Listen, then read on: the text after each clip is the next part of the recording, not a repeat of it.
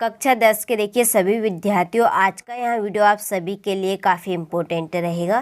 त्रैमासिक परीक्षा के लिए मैं आपको विषय हिंदी का एक पेपर कंप्लीट करवाने जा रही हूँ। देखिए आप इसको अच्छे से कंप्लीट कर लीजिएगा ताकि आप सभी 75 नंबर में से कम 50 से 60 नंबर प्राप्त कर सके। तो परीक्षा हाल से पहले एक बार आप इस पेपर को अच्छे से रीड करके चले जाइएगा। ठीक है, चलिए तो वीडियो को स्टार्ट करते हैं और प्रश्न की ओर आगे बढ़ते हैं। तो देखिए पहला प्रश्न है, उद्धव ने गोपियों को क्या संदेश दिया? तो इसका आंसर रहेगा योग साधना का। छायावाद के प्रतिनिधि कवि है, तो इसका आंसर रहेगा जयशंकर प्रसाद। संचारी भाव की संख्या है, तो संचारी भाव की कितनी संख्या होती है? 33।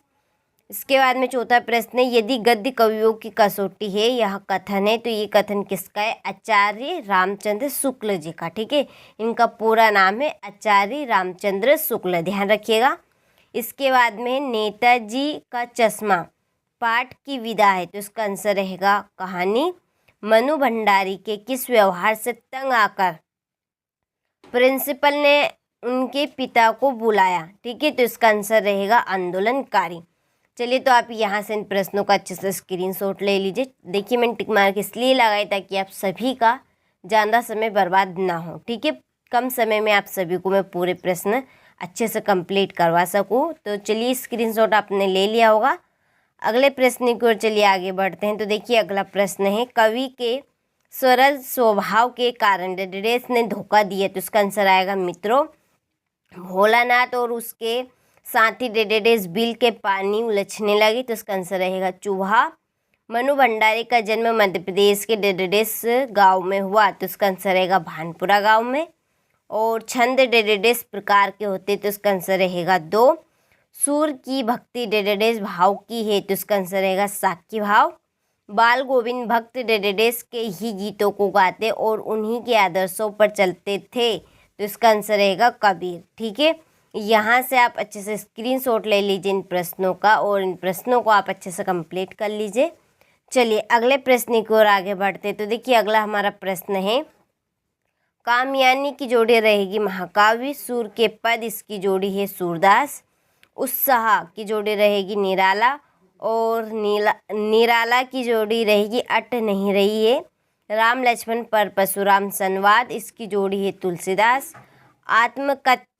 आत्मकथ्य की जोड़ी रहेगी जयशंकर प्रसाद। ठीक है, चलिए आप जल्दी से स्क्रीनशॉट ले और अच्छे से आप जल्दी से इनको कंप्लीट कर ले। वैसे आप सभी के पास टाइम बहुत ही कम है, परीक्षा बहुत ही नज़दीक आ गई, समय का अभाव रखते हुए यहाँ पर मैंने आप सभी के टिक मार्क लगा दी है इसीलिए। तो देखिए पहला है, आत्मकथा कविता पहली बार हंस पत्रिका में प्रकाशित हुई, तो ये सत्य बात है।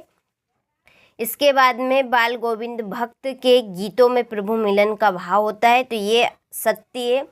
जार्ज पंचम की नाग पाठ में सरकारी तंत्र का पर व्यंग किया गया है, तो ये भी सत्य है। रामचरितमानस से खंडकाव्य है, तो ये असत्य है। एकांकी में 4 अंक होते हैं, तो ये असत्य है। एक अंक होता है एकांकी में, जहाँ दोनों पद प्रधान हो वहाँ दिग्गु समास होता है, तो ये भी असत्य रहेगा। ठीक है, चलिए तो आप जल्दी से यहाँ से स्क्रीनशॉट ले लें और अच्छे से आप कंप्लीट कर लें। इसके बाद में हमारा अगला प्रश्न है कि निम्नलिखित प्रश्नों को के उत्तर एक शब्द में दीजिए। ठीक है, तो पहला है, सूरदास भक्ति काल के किस शाखा के कवि है? तो ये है कृष्ण भक्ति शाखा के। रामचरितमानस का प्रमुख छंद कौन सा है? तो चौपाई रहेगी। भारतेंदु आधुनिक हिंदी गद्य का विकास किस युग से प्रारंभ हुआ? तो इसका आंसर रहेगा भारतेंदु युग। आत्मकथ्य कविता में कवि ने मधुप का प्रयोग किसके लिए किया? तो इसका आंसर रहेगा स्वयं के लिए। ठीक है, इसके बाद में सहस्त्रभाव कौन था? तो आप इसका आंसर कंप्लीट कर लीजिएगा। ठीक है, यहाँ से आप अच्छे से स्क्रीनशॉट ले लें और अच्छे से कंप्लीट कर ले।